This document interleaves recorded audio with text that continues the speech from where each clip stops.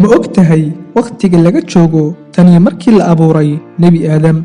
Adigu ma isweydiisay wakhtiyada qaar imise sano ayuu bini'aadamku ku noolaa meerahan korkiisa? Dhab ahaantii su'aashan ayaa ah mid ay isweydiiyaan dadyow badan. Haddaba waxaa mawduuceena maanta kaga hadli doonaa imise sano ayuu bini'aadamku ku noolaa dunidan guudkeeda.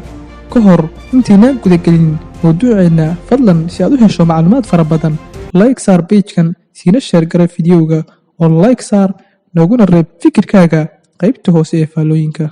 Waxaa maskaxda dadka inta badan ku soo noqnoqda su'aashan oo ah imise sano ayuu bini'aadamku ku noolaa dhulka guudkiisa?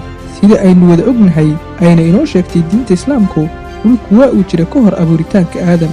Waxaa jira aragtiyo iyo diraasado baadhitaan oo culimmada saynisku ay ka sameeyeen mawduucan. diraasaddan waxa ay tilmaamaysaa in qiyaastii sannadii 2004 ay saynisyahanadu dhammaystireen baadhitaanka asalka hidde-side ee dhammaan jinsiyadaha kala duwan ee aadanaha, waxaana u caddaatay inay ka soo jeedaan hal nin oo ku noolaa qaaradda Afrika 60,000 oo sano ka hor, sida lagu sheegay World Geographical Magazine. Halka aragtiyo kale tibaaxayaan in bini'aadamku ku noolaa dhulka wax ka badan 100,000 oo sano ka hor, laakiin waxaas oo dhan waxa ay ku soo ururayaan aragtiyo oo keliya. Dhinaca kale, markii la xisaabiyey tirooyinkii iyo wakhtiyadii u dhexeeyey nebiyada laga soo bilaabo ilaa iyo Aadam ilaa nebigeenni subana Muxamed sallallahu calayhi wasallam, waxa ay u dhigan tahay sida tan. Nebi Aadam waxa uu noolaa 40 sano. dhimashadii Nebi Aadam iyo duufaankii lagu halaagay qoomkii Nebi Nuux waxa u dhexeeyey 2254 sano. duufaantii iyo dhimashadii Nebi Nuux waxa u dhexeeyey 352 sano. Nuux iyo aabbihii nebiyada Ibraahim waxa u dhexeeyey 2240 sano, halka Ibraahim iyo Muuse iyagana uu u dhexeeyey 700 oo sano.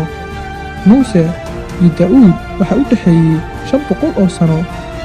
Daa'uud iyo Ciise waxa u dhexeeyey 1200 oo sano, halka dhalashadii Nebi Ciise iyo tii Nebi Maxamed sallallahu calayhi wasallam uu u dhexeeyey 570 sano. ugu dambayn, dhalashadii Nebi Maxamed sallallahu calayhi wasallam ilaa iyo maalinka aynu joogno waxa u dhexeeyey 1451 sano. fiiro gaar ah, tiradan waa tirsiga qoraxda ama miilaadiga. taariikhahaas marka la isku wada daro dhammaan waxay noqonayaan 10,307 sano inuu bini'aadamku ku noolaa meerahan. Tani waa aragtiyo iyo qoraallo laga sameeyey inta uu bini'aadamku ku noolaa dhulka guudkiisa, waxaana dhici karta inay jiraan aragtiyo iyo diraasado badan oo kale. dhanka kale, waxaa u baahan fiiro gaar ah in jiritaanka meeraha dhulku uu ka horreeyey abuuritaanka bini'aadamka malaayiin sano ka hor. adigu ma isweydiisay marna su'aasha ah imise sano ayuu bini'aadamku ku noolaa meerahan korkiisa? halkaas ayuu ku soo idlaanayaa mawduuceena maanta. waad ku mahadsan tahay daawashadaada.